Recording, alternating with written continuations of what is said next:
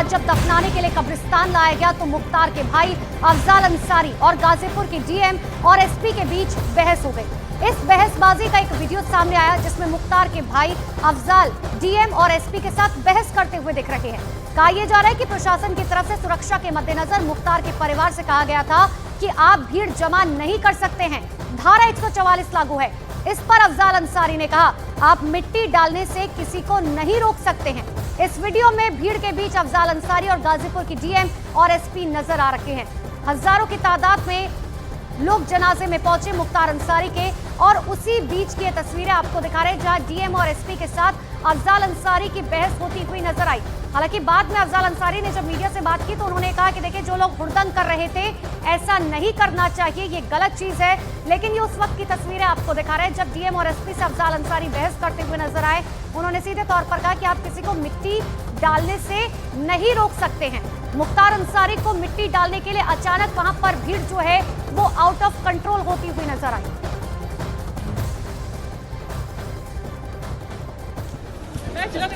कुछ भी हो, अब हमारी मट्टी देने के लिए हमको तो आप करिए, आपने परमिशन थोड़ी आप करिए। मट्टी देने के लिए अपने धार्मिक प्रयोजन के लिए किसी परमिशन की जरूरत नहीं है। कस्बा थोड़ी मट्टी देगा भाई, सब परिवार के लोग दें। कस्बा नहीं, जहाँ के भी कोई मट्टी देना चाहेगा वो देगा। परमिशन लेते हैं आप? क्या आपने परमिशन लिया? इसकी कोई परमिशन दुनिया में कोई नहीं लेता। क्यों नहीं लेता? नहीं लेगा। 144 लगी हुई सांसद जी, 144 के बाद भी किसी की मट्टी और जनाजे के लिए आप नहीं रोक सकते। हम विधिक कार्रवाई करेंगे, फिर करिए। कुछ भी हो, अब हमारी मट्टी देने के लिए हमको तो आप करिए। आपने परमिशन थोड़ी आप करिए। लगाने की मट्टी देने के लिए अपने धार्मिक प्रयोजन के लिए किसी परमिशन की जरूरत नहीं है। कस्बा थोड़ी मट्टी देगा भाई, सब परिवार के लोग दें। कस्बा नहीं, जहाँ के भी कोई मट्टी देना चाहेगा वो देगा। परमिशन लेते हैं आप? क्या आपने परमिशन लिया? इसकी कोई परमिशन दुनिया में कोई नहीं लेता। क्यों नहीं लेता? नहीं लेगा। 144 लगी हुई सांसद जी, 144 के बाद भी किसी की मट्टी और जनाजे के लिए आप नहीं रोक हम सकते। विधिक कार्रवाई करेंगे, फिर करिए। कुछ भी हो, अब हमारी मट्टी देने के लिए हमको तो आप करिए। आपने परमिशन थोड़ी आप करिए। लगाने की। मट्टी देने के लिए अपने धार्मिक प्रयोजन के लिए किसी परमिशन की जरूरत नहीं है। कस्बा थोड़ी मट्टी देगा भाई, सब परिवार के लोग दें। कस्बा नहीं, जहाँ के भी कोई मट्टी देना चाहेगा वो देगा। परमिशन लेते हैं आप? क्या आपने परमिशन लिया? इसकी कोई परमिशन दुनिया में कोई नहीं लेता। क्यों नहीं लेता? नहीं लेगा। 144 लगी हुई सांसद जी, 144 के बाद भी किसी की मट्टी और जनाजे के लिए आप नहीं रोक हम सकते। विधिक कार्रवाई करेंगे, फिर करिए।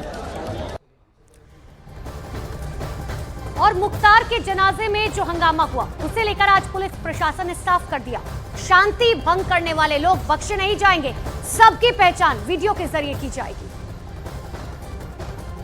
चुनौती तो ये थी कि सभी लोग शांतिपूर्ण ढंग से आकर के जो अंतिम संस्कार की कार्रवाई है इसमें शामिल हो जाएं, और इसके लिए हमने पूरे कस्बे में और आसपास के स्थानों पर डिप्लॉयमेंट कर रखा था, और परिजनों से लगातार वार्ता करते रहे और परिजनों से संपर्क करके जो उनके धार्मिक रिचुअल से उनको पूर्ण कराते हुए शांतिपूर्ण ढंग से इस जो सुपुर्दे खाक की कार्रवाई है उसको संपन्न कराया। शांति व्यवस्था बनाकर रखें, और जिन लोगों ने हुड़दंग करने का प्रयास किया है सभी की वीडियोग्राफी हुई है।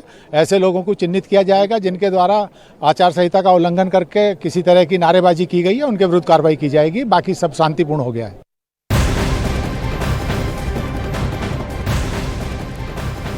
और एक बड़ी खबर आपको बता दें, दिल्ली के मंत्री कैलाश गहलोत से पूछताछ खत्म हो चुकी है।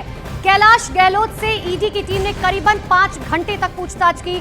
शराब घोटाला केस में कैलाश गहलोत से पूछताछ हुई है। ईडी ने पीएमएलए के तहत उन्हें समन्स जारी किया था। आबकारी नीति का ड्राफ्ट तैयार करने का उनके ऊपर आरोप है। आरोपी विजय नायर को सरकारी आवास देने का भी कैलाश गहलोत के ऊपर जो है आरोप लगा है। बड़ी जानकारी इस वक्त की आपको दे रहे हैं, जहां पूछताछ जो है वो खत्म हो चुकी है। लेकिन इन सब के बीच में दिल्ली के मंत्री कैलाश गहलोत की मुश्किलें भी आने वाले समय में बढ़ सकती हैं। ईडी की तरफ से समन्स जारी किया गया था। दरअसल ये बताया जा रहा है कि शराब घोटाले का जो पूरा प्लान था वो तैयार किया गया था कैलाश गहलोत की तरफ से। आबकारी नीति का जो पूरा ड्राफ्ट था वो तैयार करने का आरोप लगा। इतना ही नहीं, आरोपी विजय नायर जो है उसको भी सरकारी आवास देने का आरोप लगा है। कैलाश गहलोत जी हमारे साथ हैं। सर, ईडी की पूछताछ हुई है, क्या कुछ आपसे पूछा गया है और जीओएम में आप थे इसलिए शायद आपको बुलाया गया? देखिए, सारे जो क्वेश्चंस थे वो पॉलिसी के रिगार्डिंग ही थे। अब एग्जैक्टली क्या पूछा गया ये मेरे लिए उचित नहीं होगा अभी बताना। और लेकिन विजय नायर के बारे में पूछा गया कि वो मेरे आवास पर रह रहे थे, क्या कोई गवर्नमेंट बंगलो अलॉटेड था नहीं था, तो मैंने आप आरोपी नहीं है अभी तक, लेकिन विजय नायर क्योंकि आपके सरकारी आवास में रह रहे थे, ये सवाल उसमें किया गया। नहीं, मैंने क्लैरिफाई किया कि विजय नायर वो नंबर 1 जो गवर्नमेंट बंगलो है वो मेरे नाम पे अलॉटेड है, आज भी कह रहा हूँ अलॉटेड है, लेकिन मैंने वहाँ शिफ्ट कभी नहीं किया, ना मैं कभी रहा। ये आपके लिए और वो भी मैं क्यों बता रहा हूँ क्यों, क्योंकि मैं वसंतकुंज में अपने प्राइवेट रेजिडेंस में शुरू से रह रहा हूँ, और चूंकि मेरे बच्चे जो है वो DPS में पढ़ रहे हैं और बिल्कुल घर के सामने स्कूल है, इसलिए जब भी वहाँ शिफ्ट करने की बात आई तो वाइफ और बच्चों ने मना कर दिया। तो इसलिए विजय नायर वहाँ रह रहे थे नहीं रह रहे थे इसका मुझे कुछ आइडिया नहीं था। ये मेरा ये सेकंड समन था। सर, क्या जीओएम में कभी जो मीटिंग हुई थी नोट ड्राफ्ट तैयार करते हुए, क्या अरविंद केजरीवाल कभी मौजूद रहे या उनकी जानकारी में था? कुछ ऐसा सवाल आपसे पूछा गया? देखिए, वहाँ पर क्या सवाल पूछे गए ये कहना गलत है, मतलब ठीक नहीं होगा मेरे लिए वहाँ क्या पूछा गया, क्या जवाब थे, क्योंकि वो कॉन्फिडेंशियल प्रोसीडिंग्स है। लेकिन जो आपने सवाल पूछा कि भाई जीओएम की जब ड्राफ्ट हुआ तो जीओएम की रिपोर्ट जो है वो जीओएम नहीं दी। Thank you. तो आप दिल्ली सरकार के मंत्री कैलाश गहलोत को सुन रहे थे, जो एक्सक्लूसिव बातचीत कर रहे थे न्यूज 18 इंडिया से, बता रहे हैं कि उनसे तमाम सवाल तो पूछे गए लेकिन उन सवालों के जवाब वो मीडिया में नहीं बता सकते। लेकिन उन्होंने ये भी कहा कि ये उनको दूसरा समन था और एक समन जब वो विधानसभा में कार्रवाई चल रही थी तब उनको पहला समन आया था। लेकिन उन्होंने ये भी कहा कि सभी सवालों का जवाब उन्होंने दिया है और आगे भी जांच में सहयोग करते रहेंगे। कैमरा पर्सन जय किशन के साथ मानव यादव, न्यूज 18 इंडिया, दिल्ली।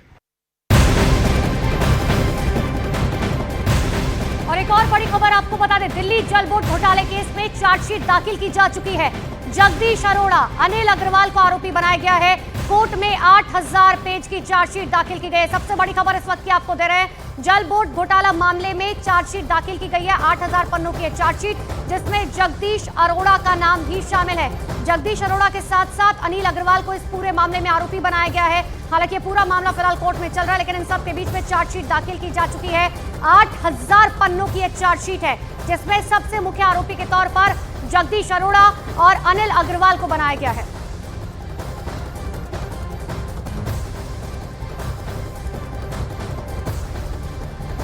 और इसी बीच एक और बड़ी खबर आपको बता दें, समस्तीपुर से शांभवी चौधरी को एलजेपी रामविलास पासवान की तरफ से टिकट दिया गया है। वैशाली से वीणा देवी को टिकट दिया गया है। खगड़िया से राजेश वर्मा को उम्मीदवार बनाया गया है। जमुई से अरुण भारती को उम्मीदवार बनाया गया है। चिराग पासवान की पार्टी के 5 उम्मीदवार घोषित किए गए हैं। एलजेपी रामविलास पासवान की लिस्ट जो है जारी की गई, जिसमें हाजीपुर सीट से चिराग पासवान ही चुनाव लड़ते हुए नजर आएंगे। ये वो सीट है जिसको लेकर काफी दिनों से बहस जो है लगातार चल रही थी, लेकिन इन सब के बीच में अब ये बात साफ हो गई है कि चिराग पासवान ही हाजीपुर सीट से चुनाव लड़ेंगे।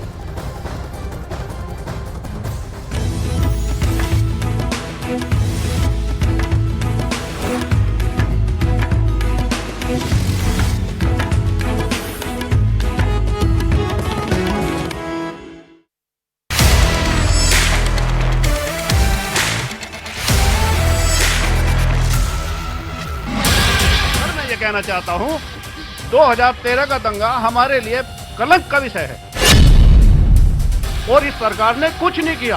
किस सरकार ने? सपा की सरकार थी। कोई दंगे की बात कर रहे हैं, हम मेरे साथ मुसलमान भाई सारे रोटी के साथ खड़े, कोई ऐतराज नहीं हमें, ठीक है जी। हिंदू मुसलमान की बात कर रहे हैं। तो 2013 का दंगा था, 2019 में चौधरी अजीत सिंह ने उस पर माटी घेर दी, अब का उस पर आग जमा देंगे हम।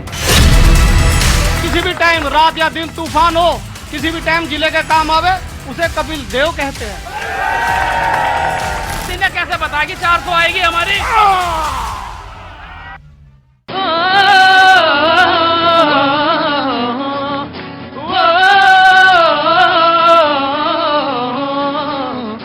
ऐसी बाली बोलिए, सबको साथ में गाना है। ऐसी बाली बोलिए, मन का खोए और को शीतल करे, और को शीतल करे, आप शीतल होए।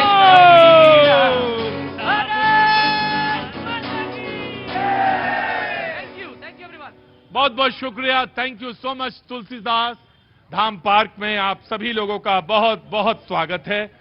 मुजफ्फरनगर अपनी गाड़ी पहुंच चुकी है। अपने मेहमानों का तारुफ कराऊंगा, परिचय कराऊंगा, लेकिन उससे पहले आप सभी को होली की बहुत बहुत शुभकामनाएं। रमजान का मुकद्दस महीना, उसकी बहुत बहुत मुबारकबाद आप सभी को। और जो ये मुजफ्फरनगर है, इसकी मिठास तो पुड़िया की तरह अपनी जेब में मैं रखता हूं। इतने अच्छे लोग हैं आप। अपनी तारीफ सुन के किसको अच्छा नहीं लगता? असलियत सबको मालूम है।